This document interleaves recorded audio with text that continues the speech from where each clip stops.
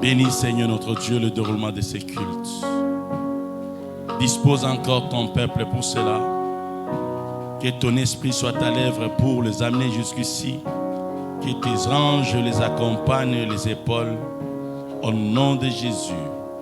Merci pour cette multitude qui est en route et qui arrive. Et nous croyons, Seigneur notre Dieu, que ces lieux seront remplis. Au nom de Jésus, nous avons ainsi prié. Amen. Shalom. Que Dieu vous bénisse. Vous pouvez vous asseoir. Ce matin, je voudrais que nous parlons un peu sur l'œuvre de la croix. Amen. Alléluia.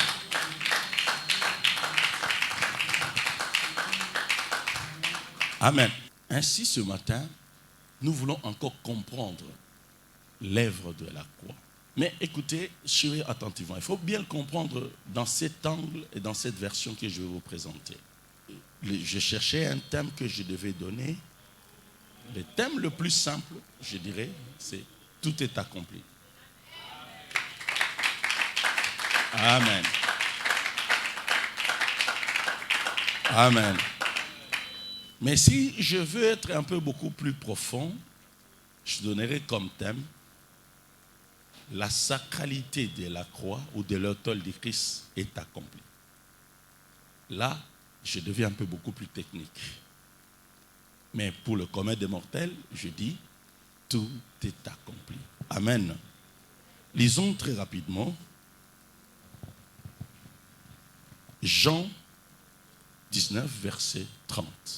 Quand Jésus eut pris le vinaigre, il dit, tout est accompli. Et, baissant la tête, il rendit l'esprit. Amen. Vous pouvez vous mettre. Je veux que nous suivons très attentivement ces passages. Ça m'interpelle. Je me pose des questions. Comme prédicateur, c'est vrai. Mais aussi comme chrétien. Jésus dit, sur la croix, tout est accompli. Et après avoir dit cela, il expira, c'est-à-dire, il lui rendit son esprit. Il baisse sa tête, il rend son esprit. C'est comme s'il dit, la mission est terminée, tout vient d'être conclu, il n'y a plus rien à faire, je n'ai plus rien à rester dans ce monde, tout est déjà fait, je dois maintenant partir. Il lui rendit l'esprit, comme si son esprit a fini le travail sur terre et qu'il devait repartir. J'aimerais ici attirer l'attention de l'un comme de l'autre. Il s'agit là de la dernière phrase de Jésus. Si je te posais la question, quelle est la dernière phrase de Jésus sur la terre? C'est « Tout est accompli ». Très souvent, les dernières phrases traduisent les dernières volontés. Quand quelqu'un veut mourir, il a envie, il dégage toute sa force. Parfois, il cherche la force, le souffle pour pouvoir prononcer un mot. Il a tiré toute sa force, il s'est concentré dans cette douleur qu'il avait. Il dit non, je ne peux pas partir, je ne peux pas rendre l'esprit si je ne dis pas ça. Et là, il dira, tout est accompli. Et il part. Il a conclu. Tout est accompli. Lorsqu'on dit tout est accompli, ça nous donne l'idée d'une œuvre qui devait être achevée. N'est-ce pas? Ça donne l'idée d'une œuvre qui doit être achevée. Il y a quelque chose qui a commencé et qui n'était pas totalement fini et qu'on devait finir. N'est-ce pas? Tout est accompli dans l'idée de quelque chose qui était incomplet et qui devait être complété. Tout est accompli dans l'idée également de quelque chose ou d'un endroit qui était vide et qui devait être rempli. Ça donne l'idée de quelque chose qui n'était pas là et qui devait être réalisé. Afin qu'on dise, c'est déjà fait, c'est bon maintenant. Amen. Pour te donner une petite idée, lorsque nous voulons commencer le culte, avant qu'on lance la musique, avant qu'on lance le micro, sûrement il y a une vérification qui a été faite. Les techniciens ont vérifié. C'est bon? Est-ce que c'est connecté? Est-ce que c'est fait?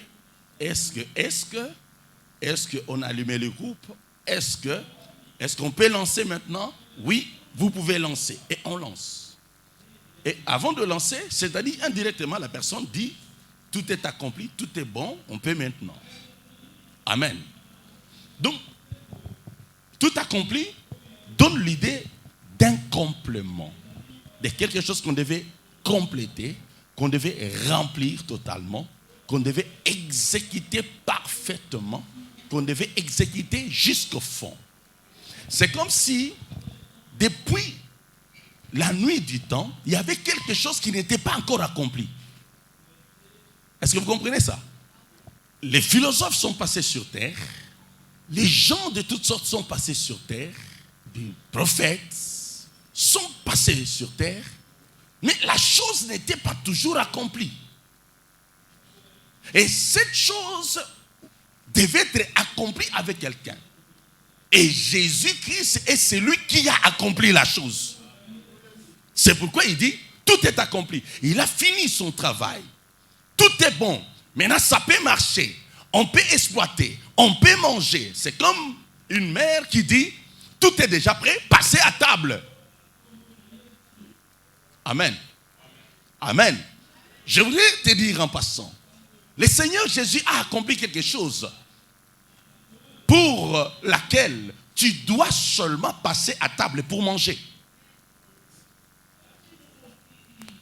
C'est cette vérité qu'on a toujours compris, peut-être mal compris ou mal pénétré, que ce matin le Seigneur va te faire comprendre. Tout est déjà prêt. À toi de monter à table pour manger. Alléluia. Il dit, tout est accompli. Maintenant, voyons pratiquement. J'ai donné quelques exemples pour faire comprendre le verbe accomplir. Mais voyons, qu'est-ce qu'il a accompli? Ce matin, je voudrais, toutes ces choses que nous disons, ce sont les conséquences logiques de ce qu'il avait accompli. La guérison, la délivrance, le miracle, c'est une suite logique de ce qu'il avait accompli. Mais qu'est-ce qu'il avait accompli réellement? Lorsque tu comprendras ce qu'il a accompli, tu sauras profiter, capitaliser, tu sauras exploiter la chose dont le Seigneur Jésus a accompli pour toi et pour moi. Lorsqu'il a dit dans toute sa force, sa dernière force, son dernier souffle, il crie, tout est accompli. Comprenez, c'était tellement fort qu'il a expiré même au même moment. Il rend l'esprit. Il a dit avec toute sa force. Voilà ce qu'il a accompli. L'apôtre Paul avait compris. Je vous dis, lorsqu'il dit il a accompli quelque chose que l'humanité cherchait, que l'humanité n'avait pas encore accompli, que pour l'humanité, c'était encore incomplet. Et ce matin, nous verrons que réellement, il y avait quelque chose qui manquait au milieu de l'humanité. Amen. Lisons Actes 17, verset 15, pour gagner du temps. À partir de 15, nous allons monter jusqu'à 30. Ceux qui accompagnaient Paul le conduisirent jusqu'à Athènes, puis ils s'en retournèrent chargés de transmettre à Silas et à Timothée l'ordre de le rejoindre au plus tôt. Ok. Pour expliquer le passage déjà, vous savez que Paul, Silas, c'était deux personnes qui marchaient presque ensemble et qui ont connu la compagnie également de Timothée, qui était l'enfant de Paul dans la foi. Ok? Ils sont arrivés dans une certaine ville, ils ont prêché l'évangile et après, il y avait des Juifs qui se sont levés contre eux. Il y avait une grande partie des gens qui se sont convertis, il y avait les femmes de distinction, il y avait des hommes qui ont été convertis, qui ont cru dans l'évangile de Paul. Et avec ça, il y a aussi un autre mouvement de Juifs qui étaient tout à fait contre. Et par là, ils ont commencé à poursuivre Paul et Silas, voulant les accuser auprès des juges, des magistrats. C'est comme ça que, tellement qu'il y avait beaucoup de gens, Paul et Silas se sont camouflés parmi les gens et ils se sont retrouvés ailleurs. Ainsi donc, ils se sont séparés.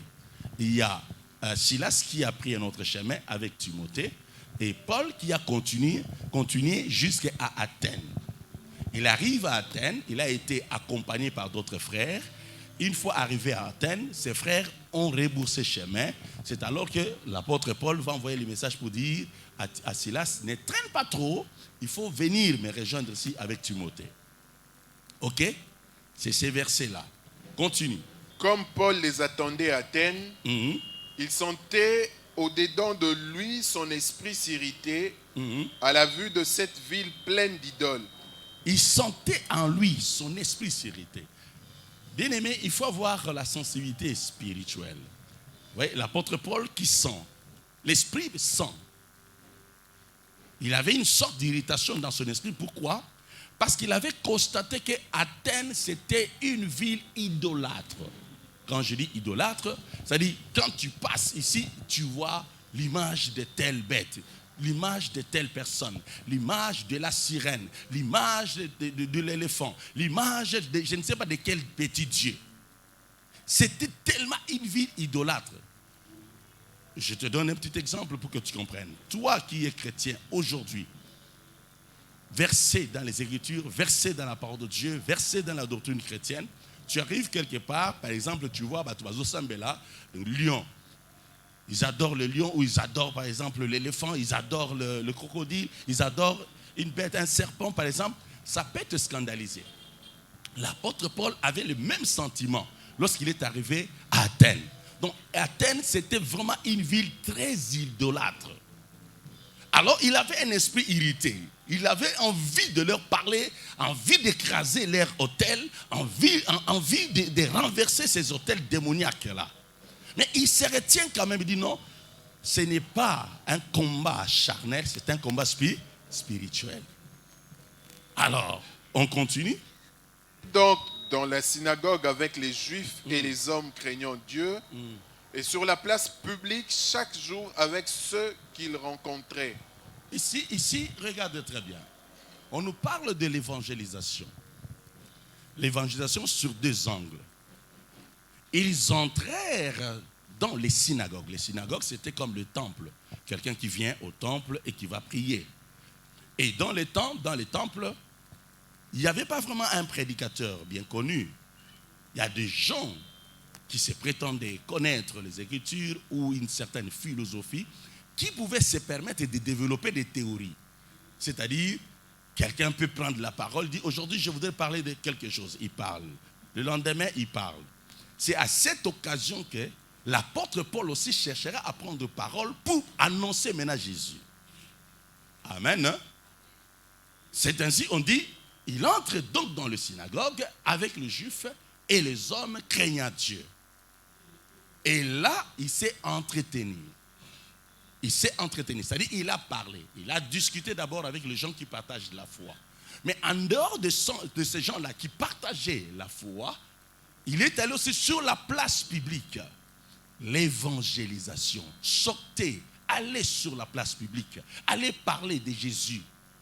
L'apôtre Paul ne s'est pas arrêté seulement au temple. Gagneur d'âmes, évangéliste, berger, frère. Ne reste pas seulement à l'église. Je bénis le Seigneur pour cette équipe qui s'est levée, qui marche chaque samedi, au moins chaque samedi, pour évangéliser. C'est une équipe qui sera bénie. Ils ont compris qu'ils ne pouvaient pas rester à l'église seulement, dans les temples, mais il fallait sortir. Nous avons le moment où on doit parler à l'église, mais nous avons un autre moment où nous devons aller chercher les âmes en dehors de l'église. Ceux qui viennent pour la plupart, ce sont des gens qui ont déjà manifesté leur foi dans le Seigneur. Mais très souvent, les gens dont le Seigneur a encore besoin, ils sont en dehors de l'église. Et c'est là qu'il faut aller les chercher. Maman, c'est là qu'il faut aller chercher. Les gens qui sont en dehors du temple, en dehors de l'église. L'apôtre Paul est allé aussi dans les endroits publics. Et là, il parlait avec les gens. Sur la place publique, chaque jour, avec ceux qu'il rencontrait. Donc, Azotel Misabatou, mon frère, est-ce qu'on peut partager la parole? Ma soeur, est-ce qu'on peut partager la parole? Toi, tu ne l'as jamais fait. Bien-aimé, mais tu dois faire connaître ta foi. Si tu es sûr de ton Dieu, pourquoi ne pas le présenter? Si tu sais que ce Dieu-là t'a fait du bien, si tu connais que Jésus-Christ a visité ta vie, si tu es sûr de ce que le Seigneur a pu faire pour toi, pourquoi tu ne peux pas parler de ce Jésus à d'autres personnes? Pourquoi tu ne peux pas le présenter? Pourquoi tu veux cacher le bonheur que Jésus t'a produit? Partage cela. Et la meilleure façon de partager, d'évangéliser, c'est de commencer par toi-même, même par ton témoignage. Parfois, on se pose beaucoup de questions. Comment je vais commencer à évangéliser? Commence avec ton témoignage. Commence avec toi-même. Dis seulement ce que le Seigneur Jésus a pu faire pour toi. Ça ne demande pas beaucoup de versets. Mon frère, je voulais t'annoncer quelque chose. Jésus est réellement vivant. Tu sais, moi, j'étais malade. Moi, j'étais ceci. Moi, j'étais cela. Je ne dormais pas dans la paix. Mais depuis que j'ai rencontré cet homme, j'ai cru dans le Seigneur. Et aujourd'hui, j'ai la paix. Je voudrais te dire, donne la vie à Jésus. Fais cette expérience. Toi aussi, tu verras. Ça suffit pour que quelqu'un se convertisse. Et tu dois savoir que dans l'évangélisation, nous ne travaillons pas avec notre force. Mais lorsque tu vas te mettre à parler, l'Esprit lui-même va donner la puissance à ces paroles. C'est l'Esprit qui touche le cœur. La grâce de Dieu t'accompagnera. Les miracles de Dieu pourraient t'accompagner, évidemment. Amen. Amen. Donc, ici, il a partagé avec tout le monde. À l'interne comme à l'externe, il a partagé l'évangile. On peut continuer. Quelques philosophes épicuriens et stoïciens se mirent à parler avec lui. Vous comprenez? Je vous ai dit, dans ce temps-là, il y avait des philosophes qui étaient dans les temples. Et là, ce n'était pas pour écouter l'évangile seulement, mais c'était pour partager les doctrines. Les philosophes peuvent présenter une doctrine. Il y avait plusieurs catégories des intellectuels qui pouvaient le faire. Plusieurs catégories des groupes religieux. Ils étaient religieux. Athènes était religieux. Quand je dis religieux, il y avait des religions. La différence entre le christianisme et la religion, c'est quoi? La religion cherche un Dieu. Ok? L'homme va chercher Dieu. Mais dans le christianisme, c'est Dieu qui nous a cherchés. Dieu a tant aimé le monde qu'il a donné son Fils unique. C'est lui qui nous a aimés le premier. Le chrétien, il est cherché. Dieu, le Seigneur Jésus est allé nous chercher et nous prendre, nous convertir. Amen. Mais dans la religion, c'est l'homme qui cherche, qui fabrique son Dieu. Il peut dire, moi mon Dieu c'est l'arbre. Moi mon Dieu j'ai choisi tel animal. Moi mon Dieu, c'est comme un peu en Inde. Les gens sont tellement religieux. Ils cherchent Dieu et ils créent leur Dieu. Nous n'avons pas à créer Dieu. Alléluia. Dieu existe déjà par lui-même. Mais il vient nous chercher et nous croyons en lui. Ça, c'est le christianisme. Amen. Hein? Amen. Hein? Alors, là, ils étaient tellement religieux. Continue. Et les uns disaient, que veut dire ces discoureurs? D'autres l'entendant... Les discoureurs, tu comprends? C'était des gens qui parlaient beaucoup. Allez-y. D'autres l'entendant annoncer Jésus et la résurrection disaient... Tu vois, la stratégie. Tu peux t'infiltrer dans un groupe, mais tu as l'ambition. Je me fais grec parmi les Grecs, bien que je ne suis pas grec, pour sauver, pour gagner les Grecs. C'est dans les Écritures. Donc, je peux me retrouver dans un milieu de jeunes. Pour leur prêcher l'évangile, je peux leur prêcher l'évangile dans leur langage. Oh, Mastandéni. Amen. Moi-même, je sais que je ne suis pas de ce rang-là de Master. Mais parmi les Grecs, je me fais grec. Amen. Master Ndéni. Ah, Ndéni. Ah, talaga yomoko. Soyba praizate moite. Amen. En ce moment-là, il communique avec toi. Et oh, mais il y a Zalwangai. Mais ce qu'il y a Zolubango. à changer les côtés. Au contraire, ça n'est bien. Mais pourquoi pas moi? Tu vois, je le prédispose à croire également comme toi. C'est une méthode d'évangélisation. Amen. Tu vois, il se glisse parmi ces gens-là. Il n'a pas dit, ici il y a des scientifiques, ici il y a des philosophes. Non, il s'est glissé. Comme il savait qu'il pouvait également avoir l'occasion de prêcher, de prendre parole. Il dit, je vais saisir l'occasion. Tu peux te retrouver dans une fête. Transforme tout le moment de ta vie en moment d'évangélisation. Il faut savoir transformer tout le moment de la vie en moment d'évangélisation. Tu vas en Inde, tu vas je ne sais pas où, il y a des endroits où tu dois être en Lingwanda. Là, les gens sont en Lingwanda. Chez les Pygmées, les gens sont en Lingwanda. Bon, toi, tu viens avec une veste comme mes deux fils ici. Ils sont tellement beaux en veste. Que le Seigneur soit loué. Papa Jimmy est en veste. Bon, si mes fils vont chez les Pygmées, vêtus comme ils sont là, d'abord, ça va créer quoi? La différence. Oh, déjà, tu crées un problème. Qu'est-ce qu'il veut montrer? Ce sont eux qui sont intellectuels, ce sont eux qui sont modernes, ce sont eux qui sont tout ça. Et quand tu veux lui parler, il est déjà sur le point de défense. Amen. Il met les Lingwanda, je mettrai aussi les Lingwanda. Vous êtes étonnés? Imaginez maintenant le pasteur avec les Lingwanda. Parmi tous ceux qui portent les Lingwanda. Mais si je porte les Lingwanda, c'est pour gagner ceux qui sont en Lingwanda. Est-ce que vous comprenez ça? Je dois m'approcher d'eux. En tout cas, je ne fais pas totalement comme eux, mais je dois me rapprocher d'eux. Comme ça, je les dispose. C'est alors que je peux prendre. Quand tu parles avec quelqu'un, il suffit, vous savez, il y a des phrases qui te donnent une passe en or pour parler de Jésus. Ah, mon frère, vieux, vieux, comme il passe, mon frère, vieux, ça passe, namuto alikoluga sécurité. Oh! C'est-à-dire quoi? Yo, le gars déjà secourango. Déjà secourango. Moi, je m'appuie sur Jésus. C'est comme ça que tu vois que je m'en sors. Ah! Tu ouvres déjà une brèche. Tu vois comment tu peux prêcher? Amen. Amen. Parfois, vous avez des occasions en or pour ouvrir la voie de l'évangile, mais vous ne les saisissez pas. L'apôtre Paul a saisi. Il a dit, c'est là. Comment aussi je vais chercher la parole? Alors, il a pris la parole. C'est alors qu'il va annoncer le Seigneur Jésus. Amen. Suivez attentivement. D'autres l'entendaient annoncer Jésus et la résurrection. Il parle de Jésus, il parle de la résurrection. Parce que c'est la grande clé que Jésus nous a amenée. Non seulement il est venu nous sauver, mais il est venu nous rassurer la résurrection. Et la résurrection, c'est quelque chose que d'autres personnes ne peuvent pas faire. Aucun Dieu ne peut le faire. Il n'y a que notre Dieu. Il n'y a que le Seigneur Jésus. C'est pourquoi lui-même l'a prouvé. Il était ressuscité pour nous rassurer notre résurrection au moment convenable.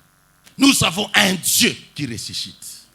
Et lorsqu'on parle de la résurrection, je voulais te dire, la résurrection ne se limite seulement pas à le fait que quelqu'un qui mourait, tu le vois mourir parce qu'il a perdu le souffle et qu'il est réveillé, tu dis la résurrection. La résurrection se fait tous les jours.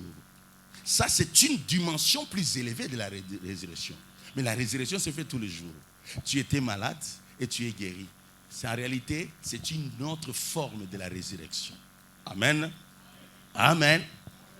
Tu ne concevais pas et que tu arrives maintenant à concevoir par la puissance du Saint-Esprit. Jésus a ressuscité ta fécondité.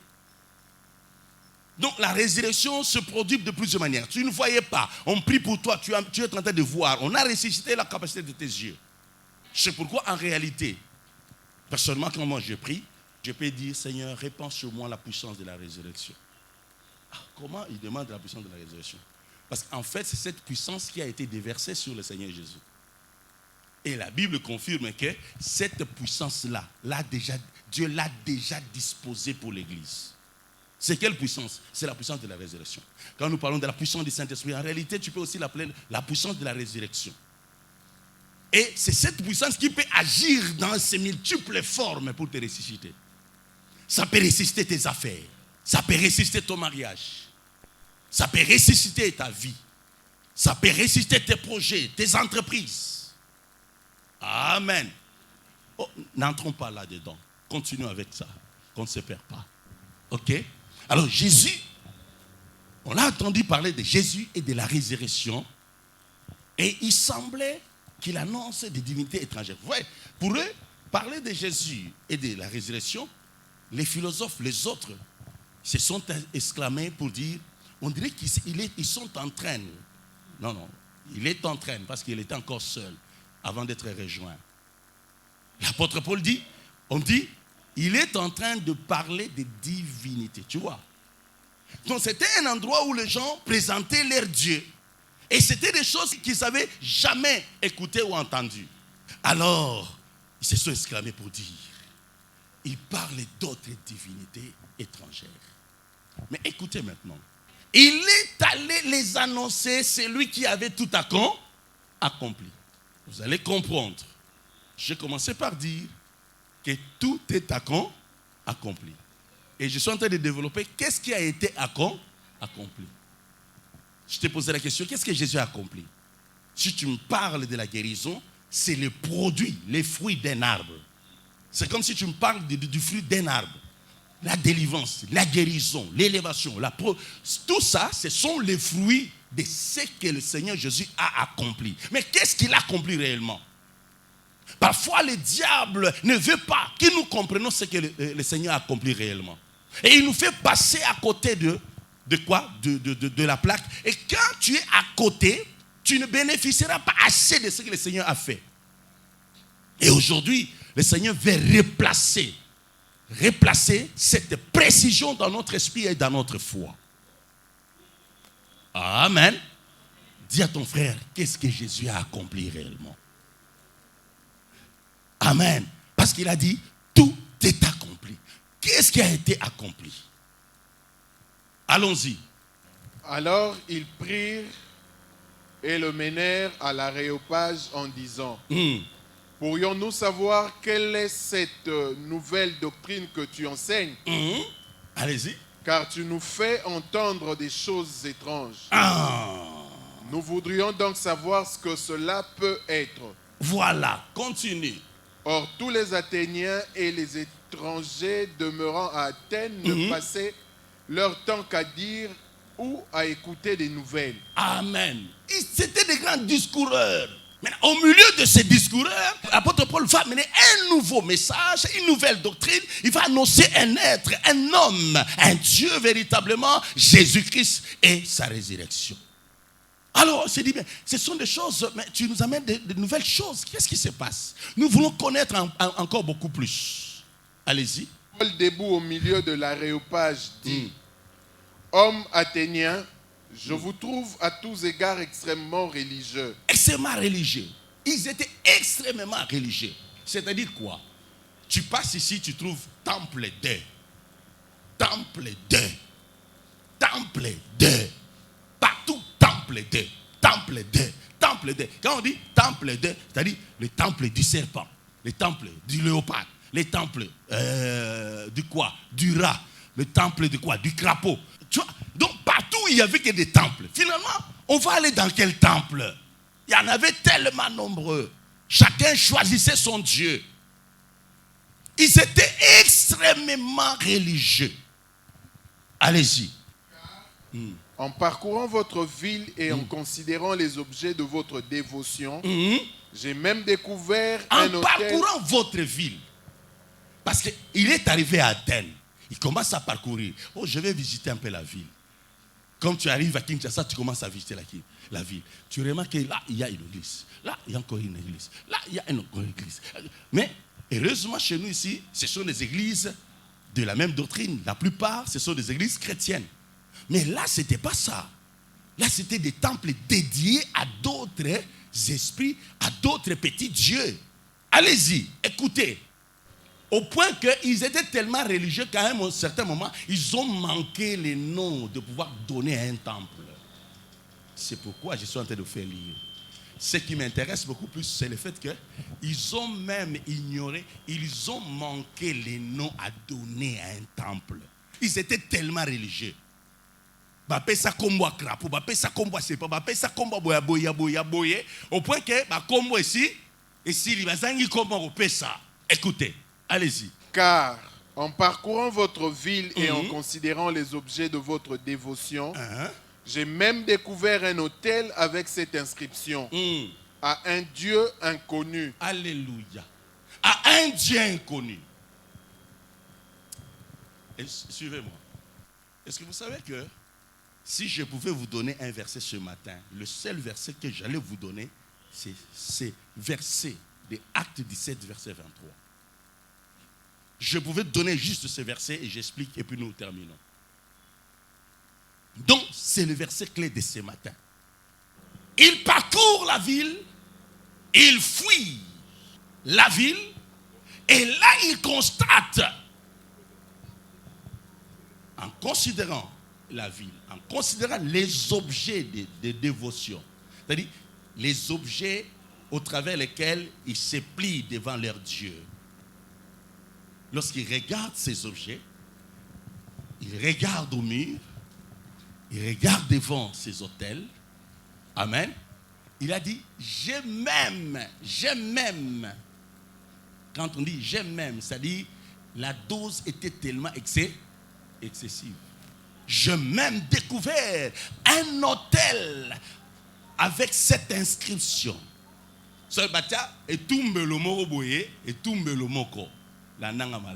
L'autel c'est quoi? Qu'est-ce qu'on faisait sur l'autel? On sacrifiait. Donc, imaginez, Bakuti hôtel moko, yebani mutute. Or, je voudrais qu'on s'arrête un peu là sur l'autel. Or, il ne peut pas y avoir un autel sans l'auteur de l'autel. L'autel ne peut jamais être vide.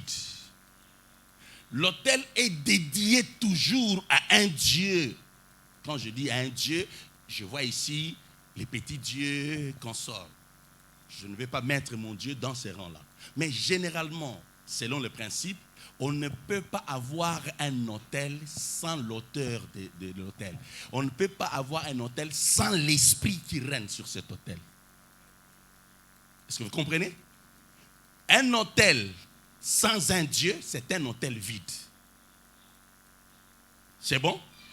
Vous devez savoir, un autel, c'est sur cet autel qu'on s'adresse à un certain Dieu. Pour ceux qui priaient, par exemple, l'éléphant, c'est-à-dire c'est sur cet autel qui s'adresse à l'esprit de l'éléphant. Ça passe? Pour ceux qui priaient les crapauds, c'est sur cet autel qui s'adresse à l'esprit du crapaud. Donc, il y a toujours quelqu'un à qui on doit s'adresser sur l'autel. On ne peut pas avoir un autel vide. Quand on viendrait offrir les sacrifices sur cet autel, quand on viendrait parler sur cet autel, on va parler à qui? À quel Dieu? À quel esprit? Et l'apôtre Paul a découvert qu'il y avait un autel qui était vide. Ça commence à venir. Suivez maintenant. N'oubliez pas que Jésus a dit, tout est accompli. Premier verset. Qu'est-ce qu'il avait dit? Tout est accompli. Je suis en train de vous expliquer qu'est-ce qu'il a accompli. S'il a accompli, c'est parce qu'il y avait quelque chose qui était vide. S'il a accompli, c'est parce que quelque chose était incomplet. S'il a accompli, c'est parce que quelque chose n'était pas encore trouvé. Et ce peuple a démontré que l'humanité cherchait quelqu'un. Il était tellement religieux. Il a cherché à gauche, il a cherché à droite. Ils sont allés partout. Mais ils n'ont pas trouvé. Dans ce monde, il y a des gens qui ont été chez les féticheurs, chez les marabouts, dans les sciences occultes, en train de chercher. Et très souvent, l'homme cherche quoi? Il cherche le pouvoir, il cherche la puissance, il cherche la richesse, il cherche la vie, il cherche le bonheur, il cherche quoi? Le succès, il cherche l'élévation, il cherche l'argent, il cherche la paix, la longévité. Ce sont des choses que les gens vont parfois chercher ailleurs. Mais je voulais vous rassurer une chose. Toutes ces choses-là, vous n'avez pas besoin de les chercher ailleurs. Il y a quelqu'un qui les avait déjà accomplies. Il y a quelqu'un qui peut vous l'accorder. Qui peut vous les accorder. Il y a quelqu'un qui est capable de le faire. Il a tout avec lui. Alléluia. Et je voulais vous dire ici déjà, c'est celui-là, c'est Jésus-Christ de Nazareth. Alléluia. Ainsi, là où il y avait un vide, vous sentez que les gens cherchaient. Ils étaient en train de chercher à gauche, à droite. Ils sont allés vers les autres hôtels pour chercher le bonheur, pour la paix, chercher l'argent, chercher le mariage, chercher la fécondité, chercher ceci. Au point qu'ils ne savaient pas à qui se vouer. Ils étaient au bout de leur force. À un Dieu inconnu. Alors, l'apôtre Paul, quand il est entré dans les synagogues, vous allez maintenant comprendre, il est allé leur présenter les dieux qui leur étaient inconnus. Alléluia. Sois fier de présenter ton Dieu, Jésus. Il entre et dit, moi je vais les présenter. Ce qui l'avait beaucoup intéressé, c'est à un Dieu inconnu. Il faut il y avait l'inscription à un Dieu inconnu. Ok? Il y avait un trône, il y avait un siège, il y avait une chaise qui n'avait personne. Donc personne ne l'occupait. À un Dieu inconnu qui va prendre les offrandes sur cet autel. Qui va exaucer le peuple sur cet autel. À un Dieu inconnu. Alors l'apôtre Paul voulait maintenant le présenter, celui qui doit prendre ce trône. Il dit, je vais vous présenter ce Dieu-là que vous ne connaissez pas. Il parle de Jésus. Il commence à parler de Jésus. Il parle, il parle, il parle. Écoutez, rentrons un peu sur l'autel. Je voulais dire, sur l'autel, comme vous le savez, je l'ai déjà prêché, l'autel, c'est le lieu de rencontre avec qui? Avec qui? D'une manière générale, avec les esprits. Ça va?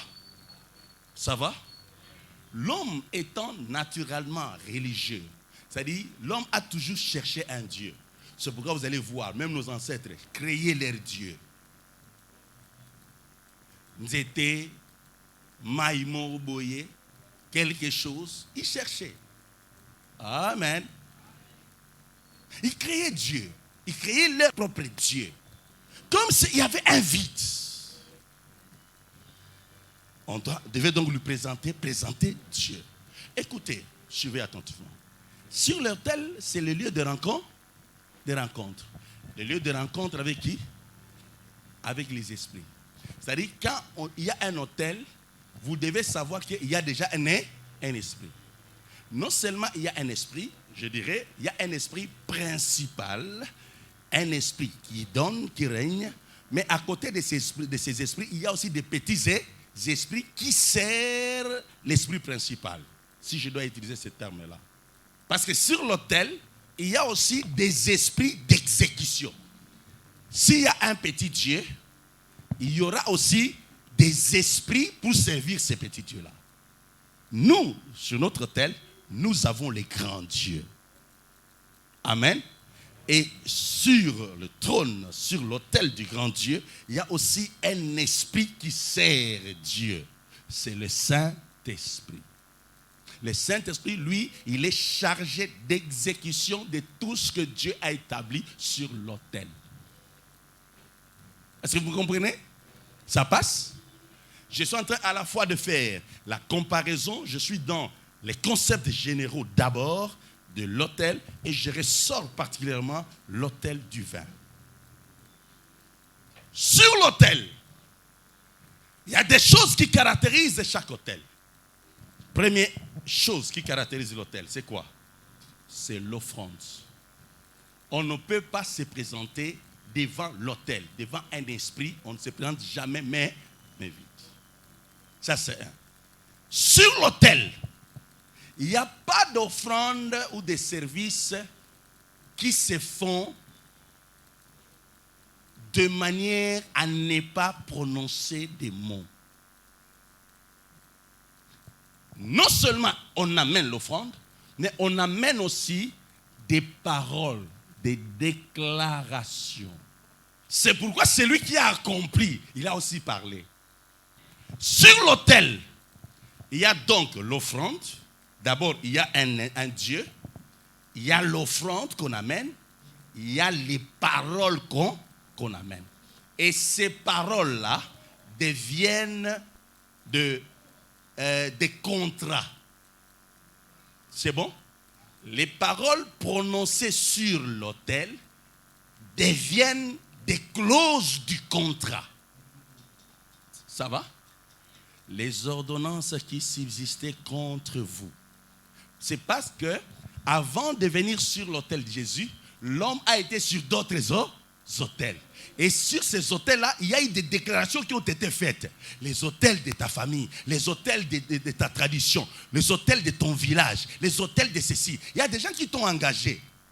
Est-ce que tu comprends? Ce sont ces choses-là qui subsistent parfois et qui suivent quelqu'un. Ok? C'est pourquoi Jésus, lorsqu'il est venu et qu'il a établi son autel, il devait effacer donc les choses qui ont été déclarées bien avant sur ta vie. C'est bon? Quand ton ancêtre est allé, il a parlé avec les esprits. Il t'a engagé dans cette histoire-là. Il a fallu que Jésus vienne pour effacer cela. Et t'établir maintenant sur un nouveau autel. Amen. Alors, sur l'autel, il y a eu l'offrande qui a été donnée. Sur l'autel, il y a toujours les paroles qui sont dites. Sur l'autel, ces paroles se transforment en clauses du contrat. Autrement, les paroles, c'est les contrats qui est fait entre les hommes et les esprits. C'est le même principe avec aussi l'autel de Dieu. Quand tu es sur l'autel de Dieu, là aussi, il y a des contrats qui sont faits. Les paroles que vous dites, que nous disons, ce sont ces paroles-là qui deviennent des alliances avec notre Dieu. Ça va? Sur l'autel, ces paroles prononcées deviennent des clauses, des contrats ou même des alliances. Une fois devenir alliance, ça devient des réclamations. Ça devient quoi?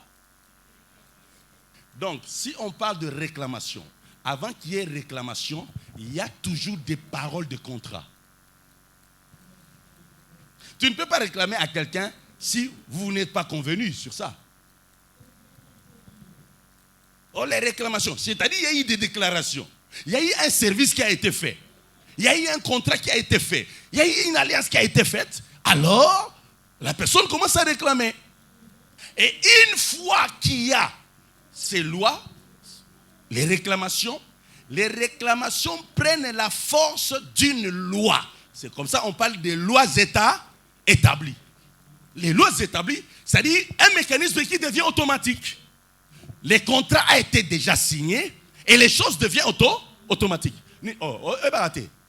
Toyokanaka déjà que ceux qui moi na liboso na famille botami na chaque mois na ne fa kufaka. Donc d'abord, c'est quelque chose qui a été déclaré, qui a été arrêté, qu'on peut maintenant réclamer dans le monde spirituel et qui devient une loi. C'est comme ça qu'il y a des gens qui naissent déjà sous la loi établie par les autels démoniaques. Mais toi et moi, on ne doit pas demeurer toujours sous les lois des autels passés. Le problème aujourd'hui dans les églises, il y a beaucoup de gens qui cherchent ou qui veulent, je ne sais pas, qui réclament ou qui croient encore, bien qu'en Jésus, ils croient encore qu'ils sont sous les autels démoniaques. C'est vrai, tu peux l'être, à moins que tu n'aies pas encore passé par la délivrance. Mais après la délivrance, après avoir reçu Jésus, après la délivrance, tu ne peux pas demeurer dans ces lois-là. Ce matin, c'est ce que le Seigneur veut inculquer en vous. Amen. Ne sois pas esclave de lois établies par les ancêtres, des lois établies sur les autels démoniaques. Ne sois pas esclave de ces choses-là. Dans tes pensées, ne sois pas esclave. Oh, ma famille, ce sont les lois établies dans ma famille. Oh, tu es en train de trop vanter les lois de ta famille. Il est temps que tu vantes aussi les lois établies sur l'autel de Jésus, sur la croix. Il est grand temps que tu entres là-dedans. Amen. Amen. C'est cette vérité que Dieu veut te donner ce matin. Ainsi donc, l'apôtre Paul a remarqué quoi? J'ai même découvert quoi? Un autel. Pourquoi il souligne un autel? Parce que l'apôtre Paul, c'est l'autel, un autel qui fait la force de la spiritualité. Il ne peut y avoir quelqu'un qui dit c'est-à-dire à mon hôtel place à Vanda. La force de quelqu'un, c'est les fondements de sa spiritualité. Tu as une mauvaise spiritualité, tu seras détruite. Tu as une bonne base de la spiritualité, tu seras béni. Nous, le fondement de notre spiritualité, c'est Jésus-Christ. Tira qu'à force. Dans ta vie, tu dois te référer à ça. Ma force est là. Tu dois savoir où est fondée ta force dans la vie. Il y a des chrétiens qui vivent sans référence à leur force, sans référence à leur trône, sans référence à leur autel, sans référence à cela. Tu dois être attaché à l'autel qui est établi pour toi. Amen. À un Dieu inconnu, on a présenté un autel. C'est justement cet autel qui était vide. Alors le Seigneur Jésus dira, tout est accompli. Cela signifie quoi? Voilà maintenant ce que le Seigneur a accompli. Le Seigneur a rétabli l'autel. Ce qu'il avait fait sur la croix, c'était de rétablir un nouveau autel pour les enfants de Dieu. La croix elle-même, si tu ne le sais pas, la croix c'était aussi un autel. C'est pourquoi sur cet autel de Jésus, comme le principe le veut, on doit amener une offrande. C'est pourquoi Jésus, alléluia, a amené aussi une offrande. Et cette fois-là, c'était son propre sang. Il n'a pas pris le sang de Jean-Louis, c'était trop petit. Il n'a pas pris le sang de quelqu'un d'autre ici. Mais il prend son propre sang. Il dit, je ne peux pas établir l'autel sans l'offrande. Il prend son propre sang, il donne en offrande à Dieu. Alléluia. Aïe, aïe, aïe, aïe, aïe, aïe, aïe. Tu as un autel puissant. L'autel qui était vide, là où c'était écrit, à un Dieu inconnu, ce Dieu devait être connu. On devait le connaître, il devait être connu. Et celui-là, c'est Jésus. On l'a présenté. C'est là il a dit, tout est accompli. C'est comme s'il voulait dire, maintenant je résume carrément, qu'est-ce qu'il a accompli? Il a rétabli l'autel. Il a rétabli l'autel. Il a accompli l'autel. Il a restauré l'autel. Il a restauré la base du succès pour les enfants de Dieu. Il a rétabli la force de la victoire des enfants de Dieu. Il a rétabli la base, le fondement de notre élévation. Il a rétabli, oui, les nouvelles, et il a rétabli, et il a établi, les nouvelles lois pour nous. Il a effacé les lois passées. Il a effacé les lois des contrats démoniaques. Il a effacé ces choses et il a établi de nouvelles lois. Les nouvelles lois en Christ. Ce sont ces lois-là qui deviennent des réclamations aujourd'hui pour nous. Ce sont ces lois-là, les lois de la victoire en Jésus, les lois de l'élévation en Jésus, les lois de la gloire en Jésus. Les lois, ces lois sont établies. C'est établi, c'est établi. Tout est accompli.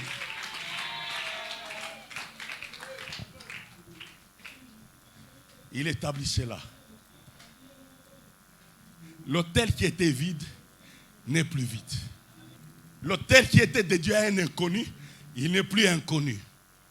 Cet autel est maintenant à un nom, à un Dieu, l'Éternel, Yahweh. Alléluia.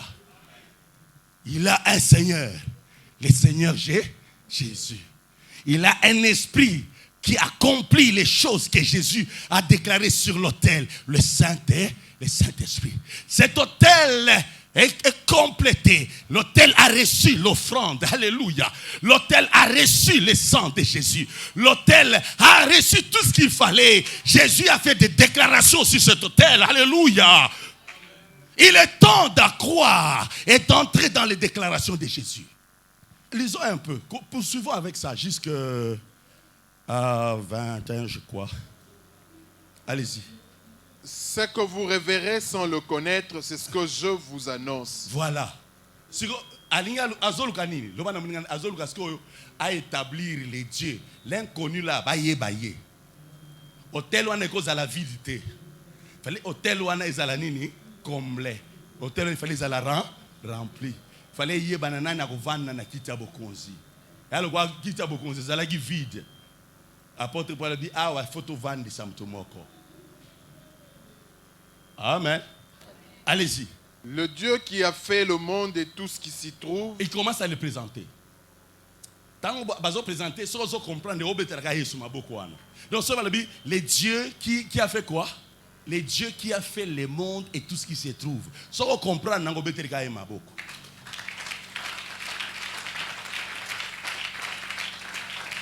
Le Dieu qui a fait le monde. Ah, voilà celui-là. On est en train de le présenter. Pas le serpent, pas l'éléphant, mais le Dieu qui a fait le monde et tout ce qui s'y trouve. Allez-y, allez-y. Étant le Seigneur du ciel et de la terre. Applaudis. Étant le Seigneur du ciel et de la terre. Tu l'applaudis encore. Écoute. N'habite point dans les temples faits de mains d'hommes. Amen. Ah, Bethel Maboko. On se comprendre déjà. Son siège, c'est le trône. Mais il règne sur la terre pour manifester sa puissance. Continue. Il n'est point servi par les mains humaines, comme s'il avait besoin de quoi que ce soit, lui qui donne à tous la vie. Voilà, azo comparer ce qu'on a banini, banzama mike. Lokola ba dagon. Akwei batu baye bate limse. Batu ba tem sanzam. Dagon. Ba Philistin, il faut réfléchir. Comment toi un homme tu commences à aider Dieu à se relever? C'est quoi il dit? Non, on ne peut pas les servir. C'est lui qui nous sert. Nous les servons par l'adoration, la louange, les sacrifices, la prédication. Mais le reste, c'est lui qui l'accomplit. Alléluia. Allez-y. Il n'est point servi par des mains humaines, comme s'il avait besoin de quoi que ce soit. Lui qui donne à tous la vie, la respiration et toutes choses. Applaudissez encore. Tu as un Dieu qui donne la vie. Ton Dieu donne la vie. Ton Dieu donne la respiration. Ton Dieu donne toutes choses. Continue. Il a fait que tous les hommes sortis d'un seul sang habitassent sur toute la surface de la terre. D'un seul sang. Quel sang? Ok, allez-y. Je ne vais pas expliquer ça. On va prendre encore du temps. Allons-y. Habitassent sur toute la surface de la terre, ayant déterminé la durée des temps et des bornes de leur demeure. Il a voulu qu'ils cherchassent le Seigneur et qu'ils s'efforçassent de le trouver en tâtonnant. Il a voulu que les gens cherchassent qui? Le Seigneur. Ils étaient tellement religieux, ils étaient à la recherche de qui? De Dieu. Mais il a voulu qu'on les trouve. Et maintenant, on l'a déjà trouvé. Et maintenant, on peut le présenter. Maintenant, il n'est pas inconnu, il est connu. Ce Dieu-là, c'est Jésus-Christ. Il faut le présenter avec assurance. Il est connu. Allez-y. Il a voulu qu'ils cherchassent les seigneurs et qu'ils s'efforçassent de le trouver en tâtonnant. En tâtonnant. Bien qu'il ne soit pas loin de chacun de nous. Cherchez l'Éternel pendant qu'il se trouve. Invoquez-le tandis qu'il est après. Allez-y. Car en lui, nous avons la vie. Nous avons la vie. Est-ce que tu peux et l'acclamer? l'être. Tu peux l'acclamer. Nous avons la vie. Tu es un Dieu qui peut te guérir. Tu es un Dieu qui peut te délivrer. Un Dieu qui peut restaurer ta vie. Un Dieu qui peut te sauver. Oh, les dieux qui peuvent opérer les miracles. Applaudis-les, ces dieux-là. L'Éternel, les créateurs des cieux et de la terre, les créateurs du monde et de tout ce qui s'y trouve, les créateurs du ciel et de la terre. Allez-y. Car en lui, nous avons la vie, le mouvement et l'être. Nous avons la vie, le mouvement et l'être. Nous avons la vie. C'est pas la vie nzaba pesio. Ah, merci pour la vie. Nous avons la vie, le mouvement et l'être. Le ba nazane nazabo pour yazali. Nazako bouger pour yazali. Nazako tambola pour yazali. Nazana bon moyo pour yazali. Alléluia. Alléluia. Okozala oyo kozala pour yazali. Nazomona batu ba kotoma makasi po nzamba azali. Nazomona batu banzela na bango zo funga makasi po nzamba azali. Nazomona batu bazo réussir na makambo na bango pote nzamba azali. Nazomona batu bazo sala mabala kitoko pe minene po nzamba azali. Nazomona batu bazo komi ba chef d'entreprise pote nzamba azali. Je le déclare au nom de Jésus. Amen. Allez-y. C'est ce qu'ont dit aussi quelques-uns de vos poètes. Nous sommes de sa race. Nous sommes de sa race. Nous sommes de sa race. Nous sommes de la race de Jésus, rachetés par son sang. On avait le sang d'Adam, mais il a changé notre sang. Il nous a donné son propre ADN. Nous fonctionnons avec le sang de Jésus. Son sang coule en nous. Son sang coule en nous. Il est notre premier-né. Alléluia. Nous sommes dans cette grande famille. Le premier-né, c'est Jésus. Avec un sang divin. Il a transmis cela en nous. Alléluia. Ainsi, le divin peut se manifester en nous. Alléluia. Allez-y. Ainsi donc, étant de la race de Dieu, nous ne devons pas croire que la divinité soit semblable à de l'or. Oh, bah bijou, l'or, rien. Oh, vache en or, rien. À cause d'Anzambete, continuons. À de l'argent ou à de la pierre sculptée par l'art et l'industrie de l'homme. Dieu, sans tenir compte des temps d'ignorance, annonce maintenant à tous les hommes, en tout lieu, qu'ils aient à se repentir. Repentez-vous. Tous ces gens-là qui sont encore dans les histoires comme ça, qui prient des petits dieux, les idolâtres, ne sortez de l'idolâtrie. Dieu ne peut pas être là. On le place là, on lui donne une forme. Non. L'Éternel. Il est grand temps de se retourner vers le Seigneur. De se retourner vers Jésus, qui a été envoyé par notre Seigneur, notre Dieu, pour le salut de l'humanité. Il est grand temps de donner sa vie. Il est grand temps de l'inviter dans sa vie. Il est grand temps. J'invite tous ces gens qui ne sont pas encore en Christ. Je vous en prie, faites cette expérience. Essayez seulement, même dans votre maison, invoquez Jésus. Vous verrez ce qui va se passer dans votre vie. Dites, Seigneur, je me retourne vers toi. Toi qui étais un Dieu inconnu. Maintenant que je viens de te connaître, on vient de me le présenter. Je t'accepte comme mon Seigneur et mon Sauveur. Même si tu es seul dans ta maison, je te rassure que Dieu te visitera. Tous ceux qui me suivent de loin, je vous rassure, Jésus-Christ est ressuscité. Essayez, même dans votre chambre seul. Si vous n'êtes pas convaincu de le faire devant les gens, essayez, même dans votre chambre. Invoquez Jésus. Vous verrez ce qui va se passer.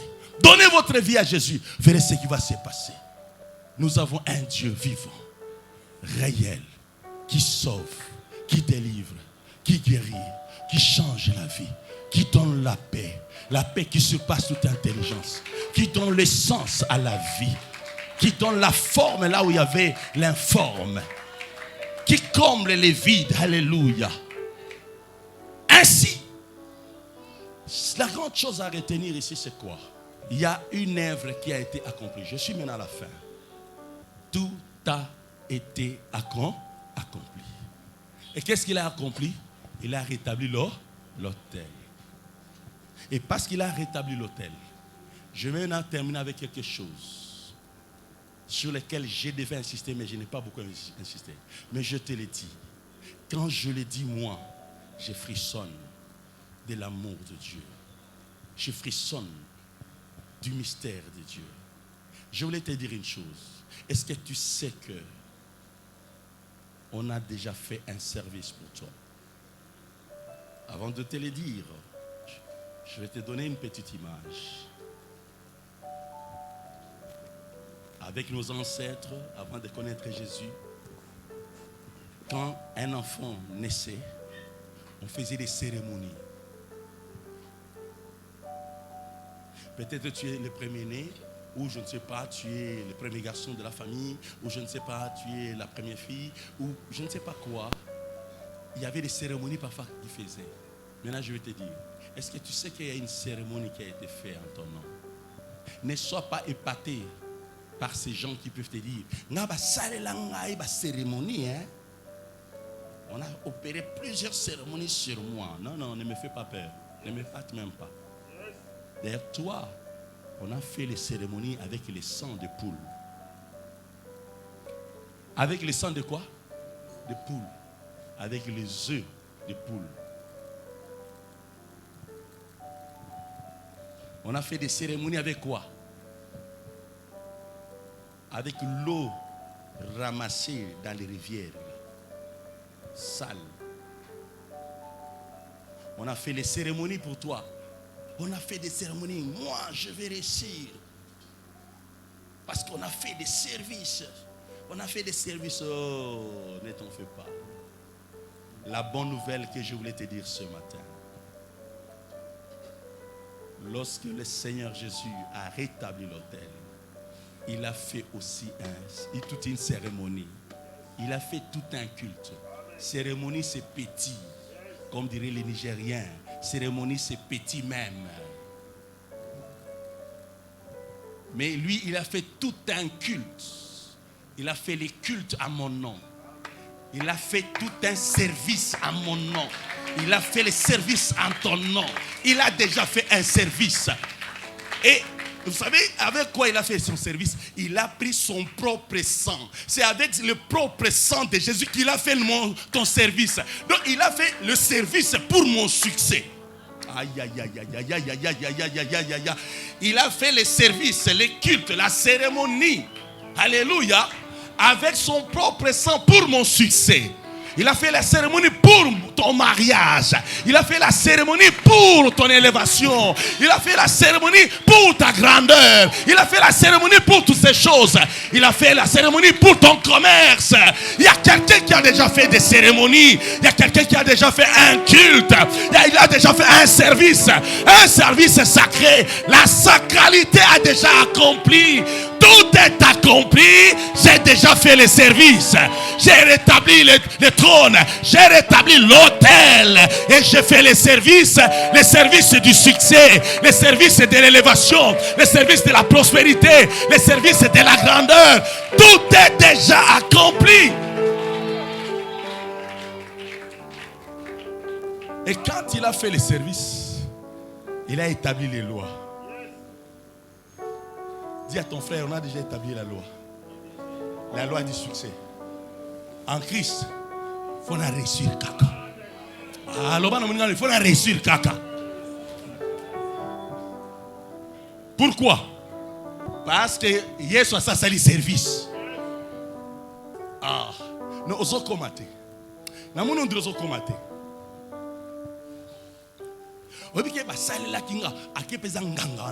Les gens sont habitués à voir les ngangala.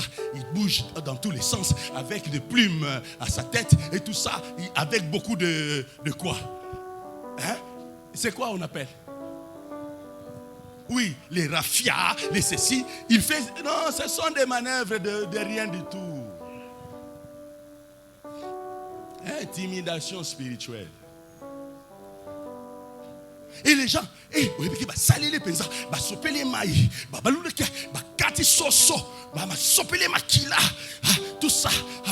On est en train, on a aspergé le sang de la poule sur lui. Tout ça. En tout cas, on a fait un service. C'est un petit service. Mais imagine maintenant Jésus lui-même. Oh, il monte sur l'autel. Il coupe et il verse son sang.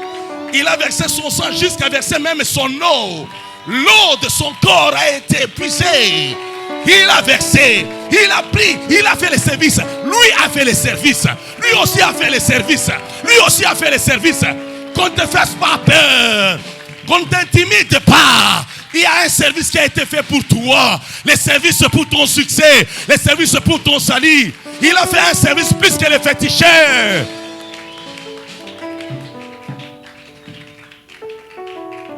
Dis à ton frère, le service qui a été fait pour moi, c'est plus que le service d'un féticheur. C'est plus que les féticheurs. C'est plus que les marabouts. C'est plus que les magiciens. Dis à ton frère, moi, il y a quelqu'un qui a fait le service plus que les magiciens. Service Yanine. Manotan. Service Yanine. Réussite. Élévation. Prospérité. Délivrance. Bonheur. Promotion. Makamunyo Suzana Kati. Lobana munga nakoluka su nini? Nakoluka su nini? Qu'est-ce que j'irai chercher chez les autres? Parce que Jésus a déjà tout accompli. Il a fait le culte à mon nom. Il a fait le service à mon nom. Alléluia. Oh, au nom de ces services-là que Jésus a accompli pour toi, je proclame un succès dans ta vie. Je proclame élévation dans ta vie. Je proclame percée dans ta vie. Je proclame victoire dans tout ce que tu feras. Je proclame l'élévation. Je proclame la grandeur de cette église. Je proclame la grandeur en hauteur. Je proclame toutes les bonnes choses. Au nom de Jésus. Que cela te soit fait par ta foi. Au nom de Jésus. Amen. Que Dieu vous bénisse.